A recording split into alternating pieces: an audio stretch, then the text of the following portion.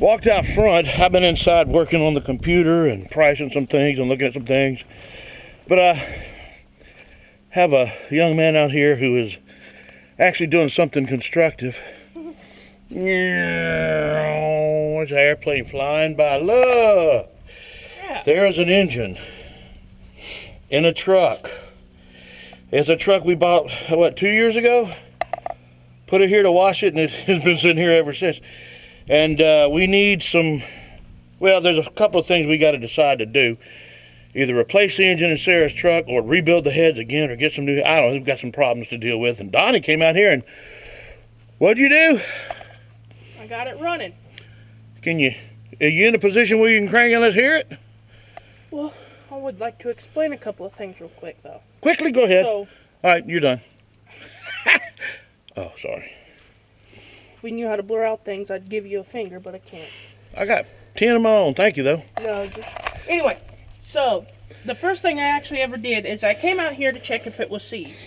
Uh-huh. It was seized. You seized it? It was seized. I seized it right now. Shut up.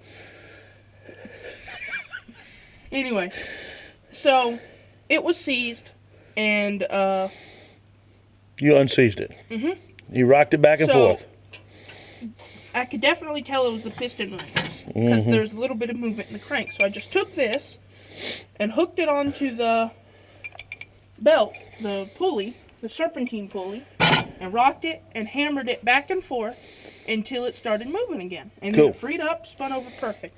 Then I put a battery in it, and I checked to make sure that the solenoid was still good. Solenoid. So I just crossed over the two poles, and it would turn over with the starter. Perfect. So, next thing I did... So you made us a pastry called a 351 turnover. Like an apple turnover, but different. Never mind. Let me restart. It's not recording. It just keeps flashing and saying 1. I think it's taking more pictures again. Might want to check it. We'll see. Keep going. Well, I'm serious. Keep going. Okay. Anyway, so then I checked. I noticed it didn't have a coil or a coil wire. So I found on these Fords there's a small wiring harness that comes right out the firewall. Yeah. Here it is right here. Only has 3 wires. One's for the oil pressure, one's for the temperature, and one's for the power to the coil. And 4 to go. The temperature gauge was already hooked up, and the oil pressure gauge was already hooked up. Right here. So, there was only 1 wire that had no connection, no terminal on it. So that must have been the power wire. So I put a connector on it, put it on the coil, checked for voltage. I turn on the key, it gets a good 12 volts. Okay? So I got a coil. This came off of a Volkswagen Beetle. And I just found this coil wire laying around. So now this engine is old enough to where it has points. Inside of this distributor... See, as he points, he's pointing to the points. He points. So I cleaned them. I checked them with my continuity tester. They had great continuity, 0 ohms of resistance, so I knew the connection between them was good. I checked the condenser, because with points there's a condenser to where any excess electricity coming from the coil gets stored in the condenser to where it won't jump the points and burn them out. And then when the points close again, it just releases that electricity into the ground of the block. So I checked that. It has the proper stuff ratings. And so that was good. Good connection. The rotor had good connection. The inside of this distributor cap was actually perfect. So that was all good. And the spark plug and plug wires, I inspected them.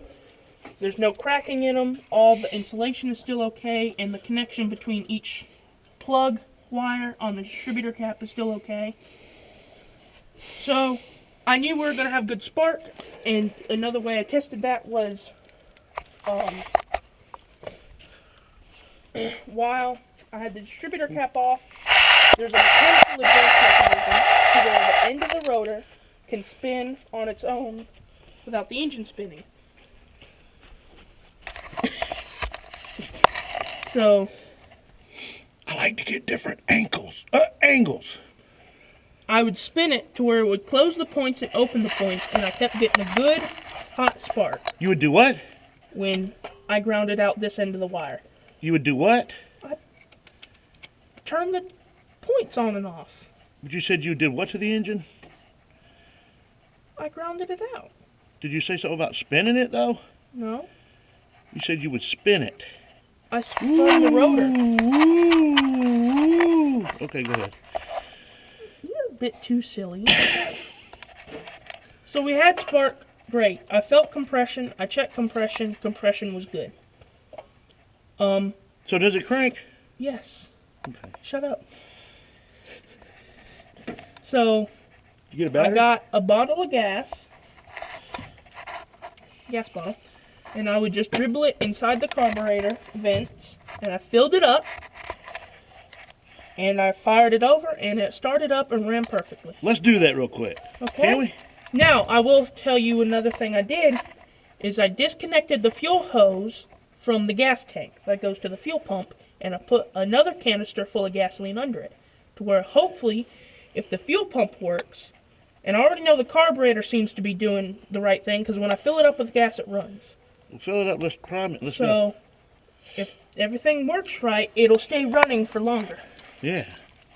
Oh, and you did check the oil. You might want to. Yes, I we're did. going to change the oil. We're going to change the oil, but we want to run it on this oil to make sure it's a good engine to where we won't waste money on other But oil. not too long, because it won't be a good engine for long if you run it on crappy oil.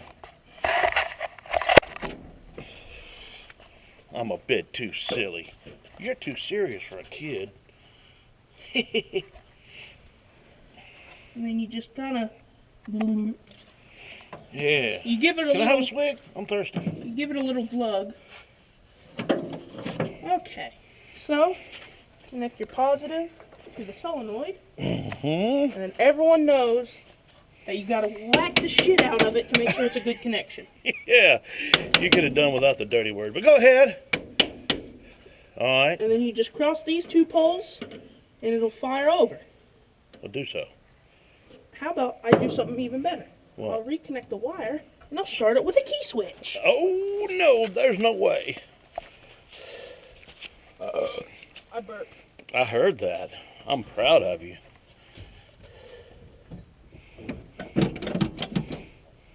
Everything leaks like it's supposed to.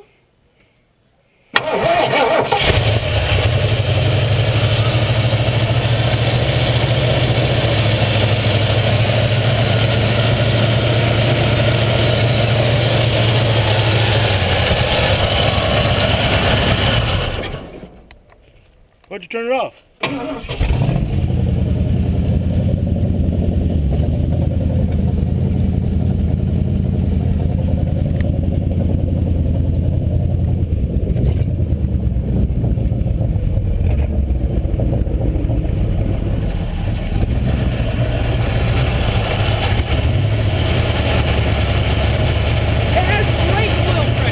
Good. So we've got a good engine. Yeah. Let's see. By the way, this right here, that's Gus Bus.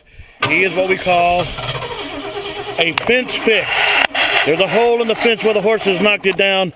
We put him there until we can fix the fence when Mommy gets home from work with the new stuff we need to fix it with.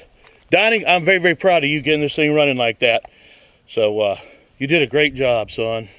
That is awesome. Fantastic. Now we got to figure out what we're going to do. And we will.